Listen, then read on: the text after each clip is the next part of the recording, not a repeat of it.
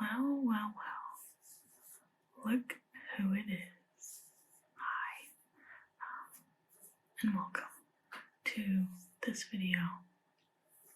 So, you might be a freaked out intellectual. I know that I'm a freaked out intellectual. Intellectual being a thinking person who is on the hunt for meaning. Yeah, you might be a creative intellectual person. But mostly this freak out comes from not really being the best judge of your own character. I've heard of studies that show that we as individuals underestimate ourselves or think of ourselves worse or more awkward than we actually are, than other people would estimate us. Our estimation is usually lower. I've seen that working in higher education. When forms come back and students evaluate themselves, they evaluate themselves lower than faculty and staff would evaluate them. So sometimes that's where the freak out comes from, that you're not really the best judge of yourself. You might not know if you're doing the right thing, the right career move, if other people even like you, if you're in college, if you're at work, do other people even like you? Those are ways to freak out socially. And freaking out may also come from identifying as an intellectual person or a creative intellectual person. Maybe you like history, maybe you like to draw or paint or write. It's identifying that way, but then having very limited economic avenues to be paid for your work. So how you're going to make a living. You find yourself staring down the tunnel into the 9-to-5 world. Maybe you look at the people around you and you think, where am I? How do I fit in this? I don't think like other people, it seems. Again, hard to know ourselves. But there are so many ways to be freaked out in the world. That brings me to my favorite book of last year that I read. To be honest, it's one of my favorite books, period. It's been a while since I read something that resonated with me so deeply, and that is The Words, the autobiography of Jean-Paul Sartre. The autobiography of Jean-Paul Sartre. I didn't know this existed. I actually went into a bookstore, I saw it, I thought that's interesting. Look, there's a picture of him on the back, presumably in France, looking out over the people. If you read this book, you'll kind of see the significance of this image and this structure where he's kind of above looking down at everything else. But anyway, alright, so why this book? Why this whole guy? I really enjoyed it because I'm freaking out all the time, and it helped me feel so much better. Nobody romanticizes themselves and criticizes themselves like Sartre. Of course, he was a French philosopher. He's known for his writing. He wrote nonfiction and fiction, usually under the umbrella of existentialism, right? So, what is really refreshing about this book is that he looks back at his childhood and he acknowledges his kind of privileged, coddled existence, and how he locates these moments where that illusion is disrupted, and he realizes that he's actually ugly. He might be kind of ugly, an ugly guy, and he's really short. He can't really spell.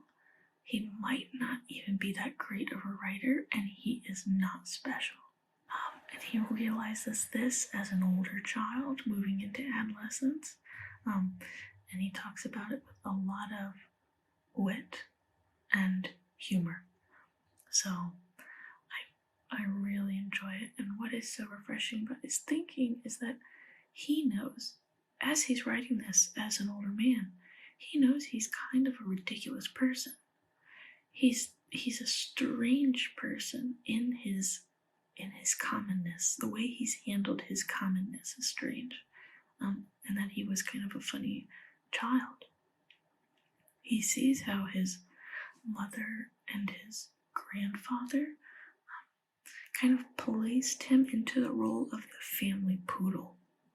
Maybe you can relate to that. I think anyone who is a child can kind of relate to kind of jumping and performing for the applause of adults, when you get that attention. So he loved adult attention. He loved it. He would pretend how to read books before he could read so that the adults would kind of stumble upon him and be like, oh, sorry, you're reading. And then be like, look how smart he is. He's so smart. So his whole childhood was about posturing and performing and posing to be stared at and admired and looked at. And he does this for years. And instead of becoming a well-rounded person with these boundaries, he explains that he ends up becoming more of a cultural artifact than a person. And he talks about how being a piece of culture is like being a reflecting pool that just reflects everything back out. So in his case, his existence, he's just reflecting everybody else. His grandfather is able to love him, but really just loves his own performance of love and loving him. So I thought that was really, really interesting. That sense of self, like his self, is constantly annihilated. He used that word. It's constantly annihilated in this book. He calls himself a poodle. He's not a person, he's a poodle.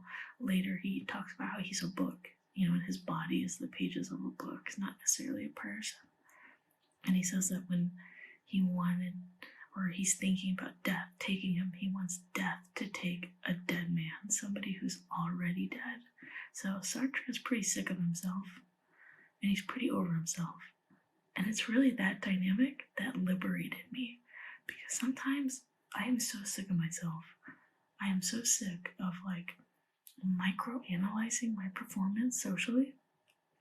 I think the reflecting pool never ends. The reflecting pool of childhood now, where you're trying to figure out who you are, and you're pleasing adults around you, that almost doesn't go away now, or there's an infrastructure of technology that makes sure it never goes away, which is, aka social media, where you are constantly having to be somebody and perform for somebody. So anyway, later in life, Sartre, he wins the Nobel Prize. This is not in the book, but this is just in his life. He wins the Nobel Prize, and he rejects it because he says that an artist should not allow themselves to become an institution. So throughout his whole life, he kind of keeps himself to himself. He's very protective of that identity. He doesn't allow his identity, at least anymore, he's careful not to let it get too tangled in the family dynamic, the university dynamic, the cultural dynamic, institutional dynamics. Instead, he takes a higher seat above everything, and he looks down on it, and he critiques it, and he kind of makes fun of it. He liberates himself from this kind of really sticky trap of modernity, which is to know yourself intimately. You should be able to fit into a tiny checkbox of identity and identity politics. You should be this true authentic self, when in reality I think a lot of us are the reflecting pools that he's talking about, and there's a lot of anxiety that comes with that. So when your self is institutionalized into these structures, it can cause you to freak out. A lot of the times these things tell us who we are, we might not actually be. actually be. So when Sartre was told that he was beautiful and special and amazing, that understanding of himself was betrayed. It was really betrayed, and that hit him really hard. Like the brutal reality of life hit him very hard. That hit me hard too. I'm wondering if you can relate to that. When I look at the people around me, kind of my peer group, which is your mid to late 20s, early 30s, this kind of really heavy transitionary period in life.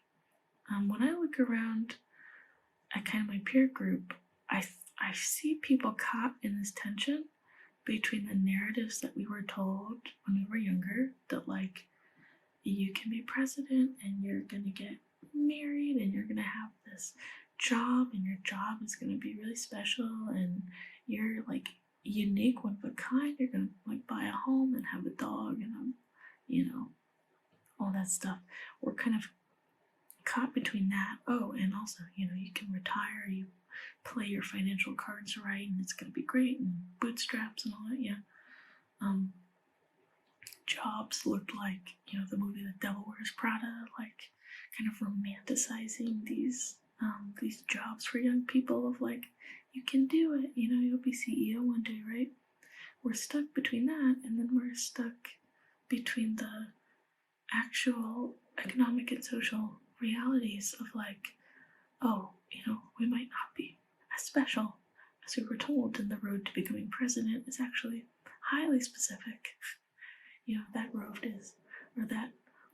road is paved with, needles and nails. Like, if you want, it's there for you to have. So, in the midst of this confused contextual identity, kind of weakening social relationships left and right, how can we know who we are?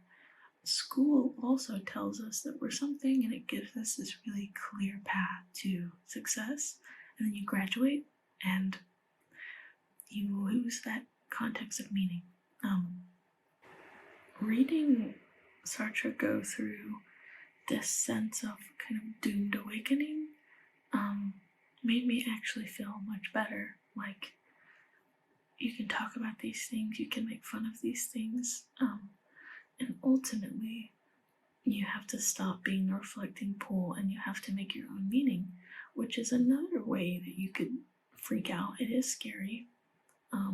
It is really scary and terrifying, but there's also something liberating about talking about it, even kind of in a way romanticizing the fact that you're not going to be the reflecting pool anymore. I think it might be good to burn some old identity narratives to the ground, get rid of them, and try something new. What is being told to you about who you are and who you actually are. And a lot of the times we are very nebulous, and our personality is not so easy to quantify and put on a chart of, okay, are you this political identity or this one? Are you this racial, sexual identity or what? We're actually very complicated people. And I like that Sartre romanticizes his complexity and his simplicity. I find this book very refreshing. I recommend if you have a lot of thoughts, you're a creative person, maybe you just graduated, you're freaking out in life somehow because identity is very slippery, but we are surrounded by an infrastructure and architecture that wants us to not be very complicated, that wants us to be pretty simple. Your job will want you to be pretty simple, right?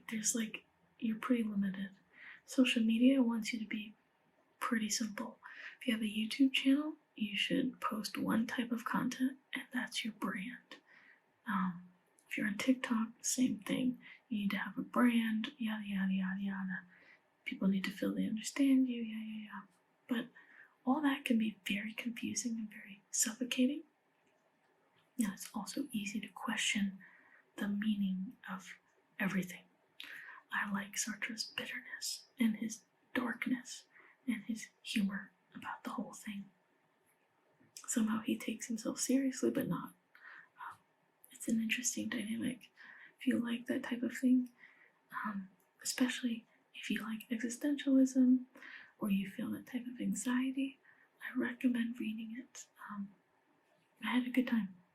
So that is all I have for you today. That's it. I hope, if not the book, that this video makes you feel better about your messy, performative walk into the unknown of life. Yeah, just a little light topic for the morning or the evening, wherever you are. Okay, that's all I have for you today. I will see you in the next video.